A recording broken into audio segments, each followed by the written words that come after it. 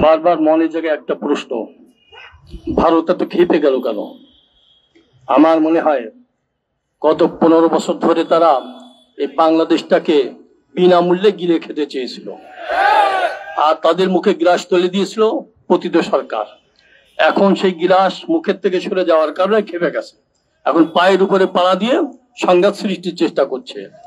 আমরা ভাই জানেন আপনারা, এই যে আগরতলায় যে ঘটনা ঘটেছে, উপ হাইকমিশনের অফিসে যে আক্রমণ করা হলো, এটা আন্তর্জাতিক আইনের পুরোপুরি লঙ্ঘন। শুধু তাই না, ভিয়েনা কনভেনশনের 161টি ধারা পুরোপুরি লঙ্ঘন।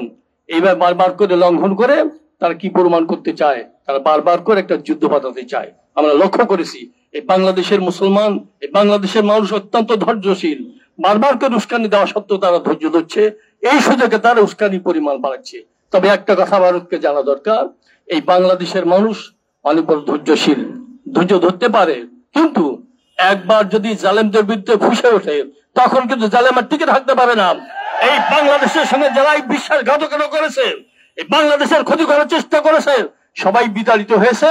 আর তোমরা এটা মনে রেখে সামনে অগ্রসর হবে, কারণ তোমরা যতই এই বাংলাদেশকে গিলে থাকার চেষ্টা করো, এই বাংলাদেশের মানুষ কিন্তু ঘুমিয়ে নাই, তারা কিন্তু সজাগ হয়ে যাচ্ছে।